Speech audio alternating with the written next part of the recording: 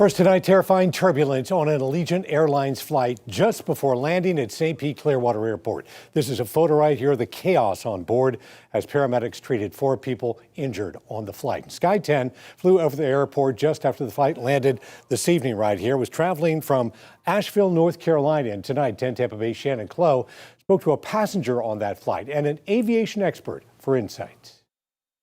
Well, with over 180 people on board, one woman says it was terrifying. She remembers before they landed, they hit severe turbulence. They have injuries on board. Going to need some medical assistance. Among the passengers aboard Allegiant Flight 227 was Lisa Spriggs. We were on the descent from Asheville to Clearwater St. Pete Airport, and we hit a small turbulence. That turbulence caused 2 flight attendants to fall. Then we hit a major turbulence. Literally, she flew up in the air like Matrix is the only way I can think to describe it.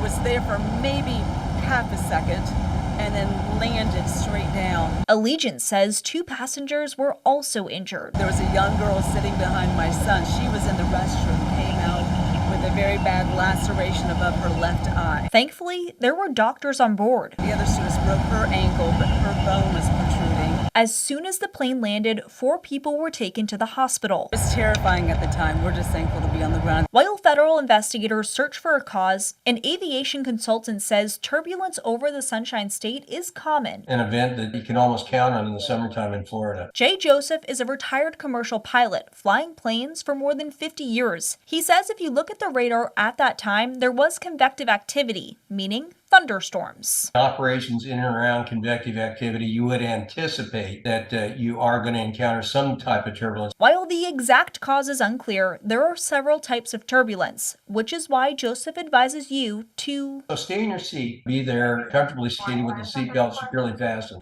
Allegiant Airlines tells us that they are investigating, as well as the FAA and NTSB. Dave? Shannon, we should point out here we have seen a number of injuries involving severe turbulence lately, and a new study just shed light on how frequently we're seeing bumpier rides in the air.